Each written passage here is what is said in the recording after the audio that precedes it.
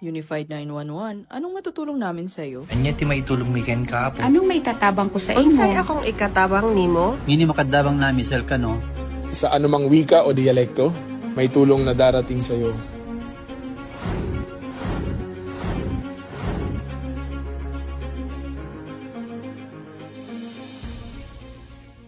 Lilingkod sa bawat Pilipino at magbibigay ng tamang impormasyon para sa tahimik at maayos na Pilipinas. Police News Network, alagad ng batas, tagapagtaguyod ng balitang pulis, sandigan ng mamamayan, patnubay ng katotohanan.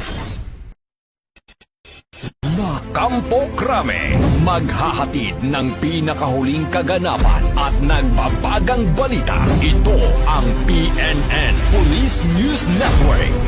At ngayon, ang inyong mga tagapagbalita.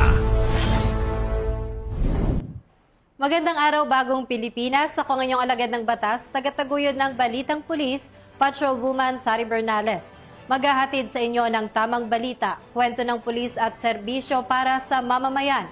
At ito ang PNP News Online, ang pangunahing balita ng Police News Network. Alagad ng batas, tagataguyod ng Balitang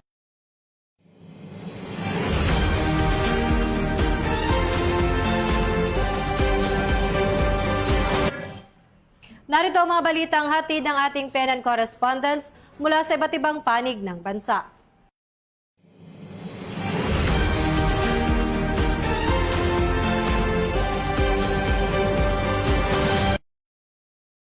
Muling ipinamalas ng Revitalized Police sa barangay o RPSB team na binubuo ng mga tauhan mula sa Tubo Municipal Police Station, katuwang ang Abra 2nd PMFC sa isang lokal na magsasaka sa barangay Dilong, Tubo, Abra, noong 5 ng Mayo taong kasalukuyan.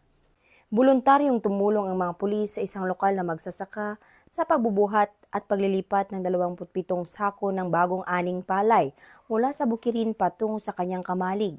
Tinatayang mahigit sa kalahating kilometro ang layo nito at may paakyat na daan, dahilan upang maging mas mahirap ang gawain. Kasabay nito, nagsagawa rin ang grupo ng rehabilitasyon ng daanan patungo sa sakahan upang mapabuti ang kaligtasan at accessibility nito, lalo na para sa mga motorsiklong ginagamit sa pagdadala ng ani. Labis naman ang kinatuwa ng magsasaka sa tulong na kanyang natanggap. Ito ay upang maibsan ang pisikal na hirap na dinaranas niya sa pag-aani. Patuloy ang pagsisikap ng PNP na itaguyod ang malasakit, bayanihan at aktibong pagkikilahok sa komunidad, partikular sa mga liblib na lugar ng lalawigan. Sa pamamagitan ng mga gawaing tulad nito, muling pinagtitibay ng RPSB team ng Tubo MPS at 2nd PMFC ang kanilang papel hindi lamang bilang tagapagpangalaga ng kapayapaan at kaayusan, kundi bilang katuwang din sa kaunlaran ng komunidad. Mula dito sa Abra Police Provincial Office, ako po ang inyong Police News Network Correspondent, Patrolwoman Maria Ella Garcia, alagad ng batas, tagataguyod ng Balitang Pulis. Bagong PNP para sa bagong Pilipinas, serbisyong mabilis, tapat at nararamdaman. Muling pinatunayan ang lakas ng pagkakaisa at malasakit ng pamahalaan at kapulisan nang matagumpay na naihatid ang tulong mula sa lalawigan ng Sorsogon para sa mga apektadong residente ng Ginubatan, Albay, kaugnay ng phreatic eruption ng Mayon Volcano nitong nakaraang Sabado, Mayo 2, taong kasalukuyan. Sa ilalim ng pamumuno ni Governor Edwin Buboy Amor at sa pangunguna ni Provincial Administrator Franco Eric Orabanilla, katuwang ang Sorsogon PPO sa pamumuno ni Police Colonel Alex C. Daniel at iba pang mga ahensya ay matagumpay na naisakatuparan ang maayos at mabilis na paghahatid ng relief goods para sa mga pamilyang nangangailangan. Bilang bahagi ng pagtutulungan, aktibong nakiisa ang kapulisan sa isinagawang repacking ng mga relief goods noong araw ng Linggo upang mas mapabilis ang pamamahagi ng tulong sa mga apektadong komunidad. Ang koordinadong aksyon ng PNP at ng pamahalaang panlalawigan ng Sorsogon ay patunay ng matibay na ugnayan at iisang layunin, ang makapaghatid ng agarang tulong sa oras ng sakuna. Sa pamamagitan ng sama-samang pagkilos na ipakita ang epektibong disaster response na nakasentro sa kapakanan ng mamamayan. Mula dito sa Sorsogon Police Provincial Office, Ako po si Police Staff Sergeant Angeli Bionson, nag-uulat para sa Police News Network at ito ang bagong PNP para sa bagong Pilipinas, serbisyong mabilis, tapat at nararamdaman. Matagumpay na nagsagawa ng isang tree planting activity ang mga tauhan mula sa Police Regional Office Cordillera Administrative Region sa Mount Macagoong sa boundary ng Barangay Saklit sa Danga Mountain Province at Barangay Buscalan, Tinglayan, Kalinga. Pinangunahan ni Police Colonel Ledon D. Monte, Deputy Regional Director for Operations ng PROCAR, ang pagtatanim ng mga piraso ng pine tree seedlings, katuwang ang iba't ibang unit ng kapulisan bilang bahagi ng kanilang patuloy na advokasya para sa pangangalaga ng kalikasan at pagsusulong ng mas luntiang kapaligiran. Layunin ng programa na makatulong sa reforestation, maiwasan ang pagkakalbo ng kagubatan at mapanatili ang likas na yaman ng Cordillera. Ipinakita rin dito ang pagkakaisa at malasakit ng kapulisan sa kalikasan at sa komunidad. Sa pamamagitan ng ganitong mga gawain, patuloy na pinatutunayan ng PROCAR na ang serbisyo publiko ay hindi lamang sa pagpapanatili ng kapayapaan at kaayusan, kundi maging sa pangangalaga ng kalikasan para sa susunod na henerasyon sa ilalim ng adhikaing bagong PNP para sa bagong Pilipinas, serbisyong mabilis, tapat at nararamdaman. Mula dito sa rehiyon ng Cordillera, ako ang inyong PNN correspondent, Patrolwoman Lizelle Digman, alagad ng batas, tagataguyod ng Balitang Pulis.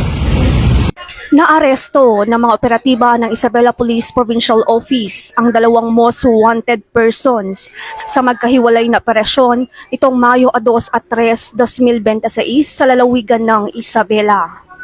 Sa Barangay Rizal Rojas, Isabela, alas 10 ng umaga nitong Mayo 2, naaresto si alias Lucas, 31 anyos, top 6 most wanted person sa kasong 2 bilang ng rape at 2 sexual assault sa ilalim ng Article 266 at Article 266A ng Revised Penal Code kaugnay ng RA 7610.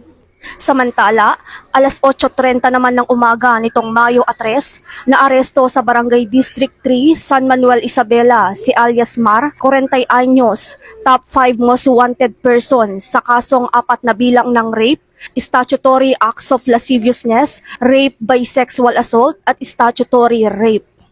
Pinangunahan ng Rojas at San Manuel Municipal Police Station ng operasyon, katuwang iba pang unit ng IPPO at Police Regional Office 2. Ang mga warrant of arrest ay inisyu ng Regional Trial Court, Branch 23, Rojas, Isabela. Naipabatid naman sa mga akusado ang kanilang mga karapatan alinsunod sa Miranda Doctrine at isinagawa ang dokumentasyon sa himpilan bago ang turnover sa korte.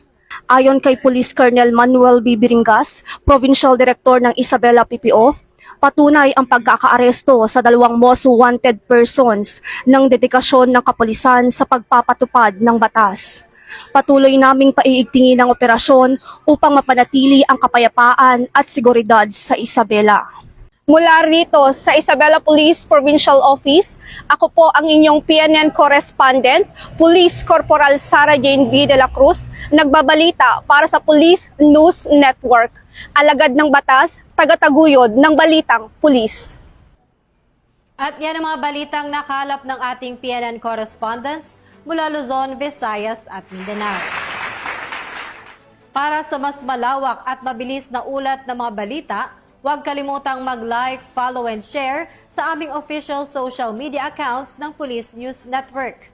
Tutok lamang po sa aming YouTube channel para sa mga live stream at replays at i-follow kami sa X account para sa mga real-time updates at sa aming Facebook account ng Police News Network. Manatiling mapagmatsyag at laging alamin ang totoo. Sa ngalan ng pamunuan ng Philippine National Police sa pangunguna ni Chief PNP, Police General Jose Melencio Nartates Jr. at sa pamumuno ni President Ferdinand Bongbong Marcos Jr., kami ay maglilingkod sa bawat Pilipino at magbibigay ng tama at balanseng balita. Mula rito sa tanggapan ng tagapag-ugnay ng Pambansang Pulisya, ako ang inyong alagad ng batas, tagataguyod ng Balitang Pulis, Patrolwoman Sari Bernales. Maghahatid ng tamang balita, kwento ng pulis at serbisyo para sa mamamayan. At ito ang PNP News Online, ang pangunahing balita ng Police News Network. At ito ang bagong PNP para sa bagong Pilipinas, serbisyong mabilis, tapat at nararamdaman.